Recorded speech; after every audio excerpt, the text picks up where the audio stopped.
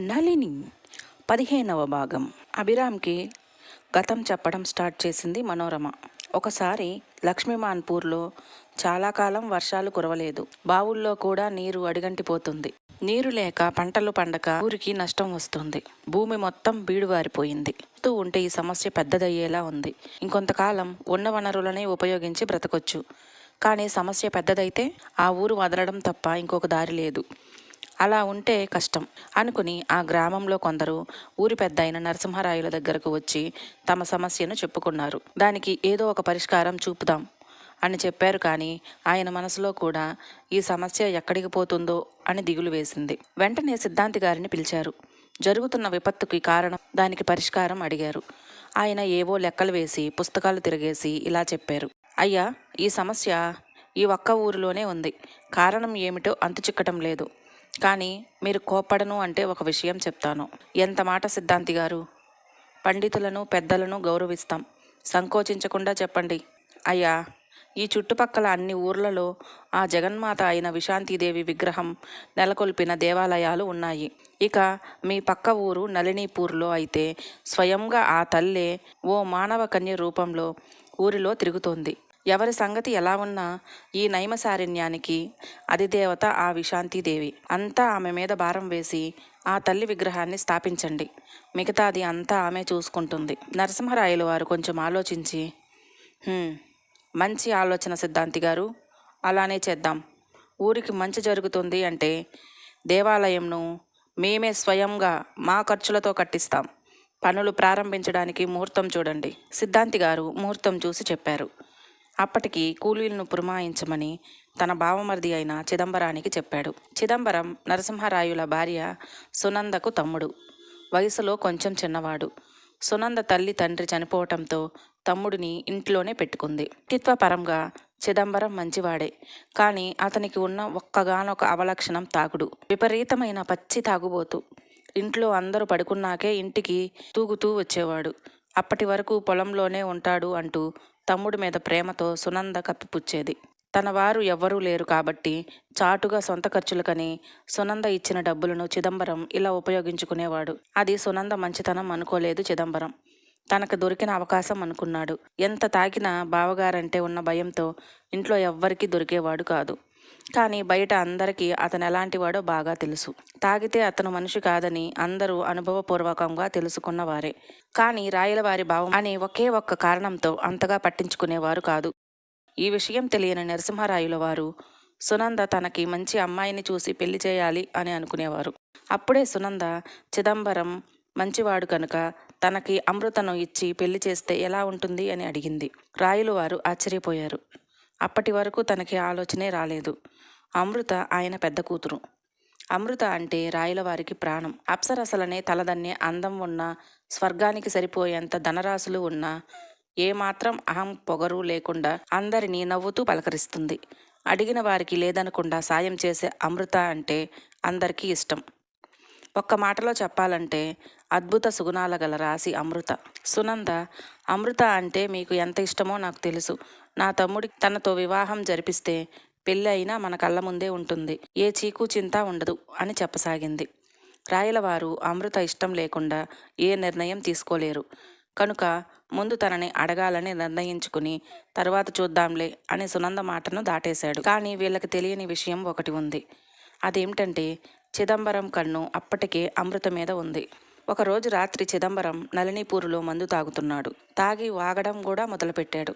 అక్కడ కొంతమంది చిదంబరం రాయలవారి బావమరిది అని తెలుసు కనుకే అతనేం చేస్తున్నా సైలెంట్గా ఉండేవారు. రేయ్, నేనెవరో తెలుసా అని తూలుతూ మాట్లాడుతున్నాడు. మీరు తెలియకపోవటం ఏంటండి, అయ్యగారి బావమరిది గారు కదా అంటాడు ఒక అతను. చటుక్కున లేచి అతని చెంప వాచేలా కొడతాడు చిదంబరం. అతని పెదవి చిట్లి రక్తం వస్తోంది. ఎవరో బావమర్దిని కాదురా నేను. నా గుర్తింపు నాకు లేదా? చిదంబరం రా, చిదంబరం ఇక్కడ. అయినా తప్పు నీది కాదురా. అసలు నా గుర్తింపు నాకు లేకుండా చేసిన వాడిది, ఆ నరసింహరాయలది. చెప్తా వాడి సంగతి. సమయం చూసుకుని చావు దెబ్బ కొడతా అని కోపంగా అంటాడు. అప్పుడే ఏదో శబ్దం వినిపించి అటువైపుగా చూస్తాడు.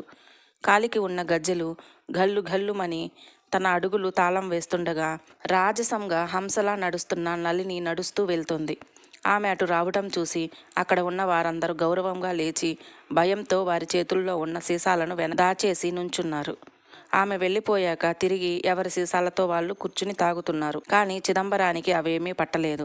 అప్పుడే దివి నుంచి దిగి వచ్చినట్లుగా వయ్యారంగా నడుస్తూ అంత చీకటిలోనూ మెరిసిపోతున్న నళిని వైపు చూస్తూ ఉండిపోయాడు. తనలో ఏదో రాక్షస ఆలోచన తెలియకుండానే తాగిన మత్తులో పురుడు పోసుకుంది. ఆమె వారిని దాటి వెళ్ళగానే చిదంబరం ఇంకొక సీసా గటగటా తాగేసి నళిని వెళ్ళిన వైపు వేగంగా తూలుతూ వెళ్ళాడు. అక్కడ ఉన్న వారందరూ అది చూశారు కానీ అంతగా పట్టించుకోలేదు. నళిని తన వెనక ఎవరో వస్తున్నట్లు అనిపించి వెనక్కి తిరిగి చూసింది. అప్పటికే చిదంబరం తనకు దగ్గరగా వచ్చి మత్తు నిండిన కళ్ళతో చూస్తూ నళిని చెయ్యి పట్టుకున్నాడు. నళిని తన చెయ్యి వైపు కోపంగా ఎర్రటి కళ్ళతో చిదంబరం వైపు చూసింది. చెయ్యి వదలరా అని గంభీరంగా అంటుంది. ఉరుములాంటి ఆ స్వరానికి చిదంబరం కొంచెం వెనక్కి జంకుతాడు కానీ చెయ్యి మాత్రం వదలడు. నళిని అంతే రౌద్రంగా నీకేరా చెప్పేది, చెయ్యి వదులు అనగానే భయపడి చెయ్యి వదిలేస్తాడు. కానీ వదిలినట్టే వదిలి నళిని భుజం మీద చెయ్యి వేస్తాడు. ఇక నళిని కోపం పట్టలేక చెయ్యి లేపి గట్టిగా ఒక్క దెబ్బ కొడుతుంది చెంపపై. ఆ దెబ్బకి చిదంబరం మత్తులో వెనక్కి వెళ్ళి పడతాడు. నన్నే కొడతావా, ఎంత పొగరు నీకు అంటూ అహం దెబ్బతిని వేగంగా వచ్చి నళిని జుట్టు పట్టుకోవాలని వెనక్కి చెయ్యి వేయబోయాడు. నళిని ఆ చెయ్యి చురుగ్గా పట్టుకుని చెయ్యి వెనక్కి మెలిపెట్టి చిదంబరం మెడ మీద చాపుగా గట్టిగా కొడుతుంది. అంతే, ఆ దెబ్బకి గట్టిగా అరుస్తాడు. తాగిన మత్తంతా దిగిపోతుంది. చిదంబరం మెడ లేవలేదు. ఇక ఎందుకంటే అది మర్మకళ. కొన్ని సున్నితమైన నరాలు నొక్కి పెట్టి మెలితిప్పి వదిలేయటం. మెలిపెట్టిన చేతిని నళినికి తిప్పి భుజం మీద మణికట్టు దగ్గర 2 దెబ్బలు వేస్తుంది. ఇక ఆ నొప్పితో విలవిలలాడుతాడు చిదంబరం. నీ జీవితంలో నువ్వెవరి దగ్గరకు వెళ్ళినా నేను మెలిపెట్టిన ముడులు విప్పటం ఎవరి వల్ల కాదు. ఇకపై ఇలానే జీవితాంతం చావు అని గంభీరంగా చిదంబరం మోకాల మీద తన్ని కూర్చునేలా చేసి అక్కడి నుంచి వెళ్ళిపోతుంది. చిదంబరం నొప్పితో గింజుకుంటూ హేయ్ నిన్ను వదలను అని అరుస్తున్నాడు. నళిని వెళ్ళిపోతూ ఆ మాట విని వెనక్కి తిరగకుండానే నువ్వు చేయాలనుకున్నది అందరికీ తెలిస్తే ఈ ఊరు పొలిమేర కూడా దాటవు, నువ్వు ఒళ్ళు దగ్గర పట్టుకుని ఉండు అని చెప్తుంది. దానికి చిదంబరం కోపంతో ఊగిపోతూ హేయ్ నేనెవరో తెలుసా, నరసింహరాయుల వారి బావమరిదినే.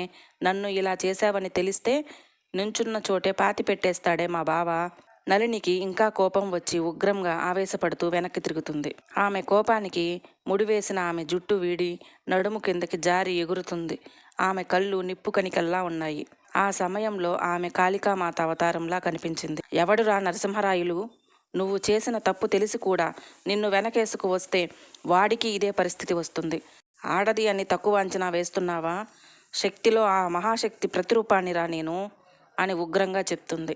ఒక పక్క మెడ నొప్పితో గింజుకుంటున్న నళిని మాటలకు ఇంకొక పక్క కోపం వస్తుంది చిదంబరానికి. ఏం చూసుకునే నీకు ఈ పొగరు, మా బావ వస్తే.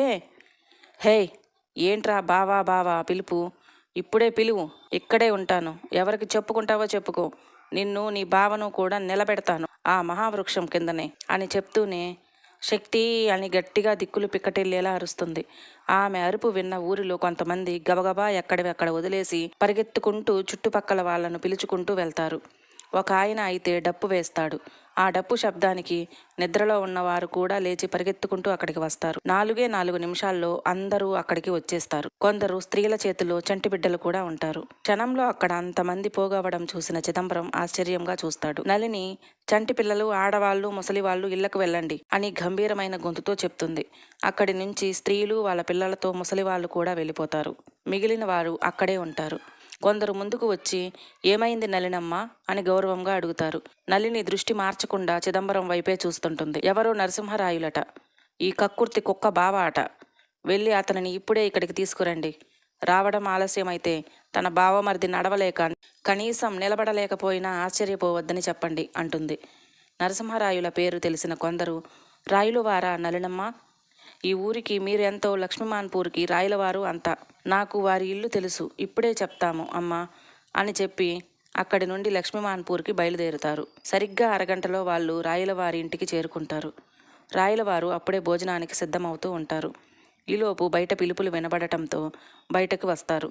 అయ్యా, మేము ఈ పక్క ఊరు నళినీపూర్ నుంచి వస్తున్నాం. మీతో ఒక ముఖ్య విషయం చెప్పాలి. అలాగే చెప్పండి, ముందు కూర్చోండి అని కుర్చీలు చూపిస్తారు. మేము కూర్చోవడానికి రాలేదయ్యా, మిమ్మల్ని మాతో పాటు తీసుకువెళ్ళడానికే వచ్చాం అంటారు. రాయలవారు అర్థం కానట్టుగా చూస్తారు. మీ బావమరిదటయ్యా, ఆయన మీకు కావాలంటే ఇప్పుడే మిమ్మల్ని తీసుకురమ్మని మా నలినమ్మ పంపిందయ్యా అంటారు వినయంగా. నా బావమరిది కావాలి అంటే ఏంటి? ఏం మాట్లాడుతున్నారు మీరు అని రాయలవారు కొంచెం కోపంగా అంటారు. మీ బావమరిదిని మా నలినమ్మ బంధించిందయ్యా. ఆ బాబు మీ పేరు చెప్పాడు, అందుకే మిమ్మల్ని తీసుకురమ్మందయ్యా అంటారు వారు. అప్పుడు రాయలవారు కోపంగా, నా బావమరిదిని బంధించడం ఏంటి? అసలు ఎందుకు బంధించారు అని గట్టిగా అడుగుతాడు. మాకు తెలియదయ్యా ఏం జరిగిందో అంటారు. తెలియకుండా నా బావమరిదిని ఎందుకు బంధించారు? అయినా ఒక ఆడపిల్ల అయ్యుండి ఎందుకు ఇలా చేసింది? తను చెప్పడం, ఈ సమయంలో మీరు రావటం ఏంటి? మీకు అంత నమ్మకం ఏమిటి ఆవిడ మీద అని అరుస్తారు. దానికి కూడా వారు ఏమాత్రం భయపడకుండా, అయ్యా ఏం జరిగిందో మాకు తెలియదు, కానీ మా నలినమ్మకు కోపం వచ్చింది అంటే ఆ బాబు ఏదో చెయ్యకూడని తప్పు చేసి ఉంటాడు. మీరు ఇప్పుడు వెంటనే మాతో బయలుదేరండి, లేకపోతే మీ బావమరిది మీకు నరసింహరాయులు కోపంతో చూడటంతో ఆ మాటతోనే ఆగిపోతారు. వస్తాను, మీ సంగతి ఆ నలిని సంగతి చూస్తాను. సునంద, మంచినీళ్లు తీసుకురా అని అరవగానే ఆ అరుపుకి సునంద కంగారుగా మంచినీళ్లు తీసుకువస్తుంది. అవి తాగి వారి వెనకాలే ఎద్దుల బండిలో వెంబడిస్తాడు. తన బావమరిది అంటే ఎంతో నమ్మకం ఉన్న నరసింహరాయలు వారు నళిని మాట నమ్ముతాడా? నళిని చిదంబరానికి ఎటువంటి శిక్ష వేయబోతుంది? చిదంబరం నళిని మీద పగ ఎలా తీర్చుకుంటాడు? మరో భాగంలో తెలుసుకుందాం. మన వీడియోలో మీకు నచ్చినట్లయితే ప్లీజ్ లైక్ చేయండి, షేర్ చేయండి, సబ్స్క్రైబ్ చేసుకోవటం మాత్రం మర్చిపోకండి. Thank you.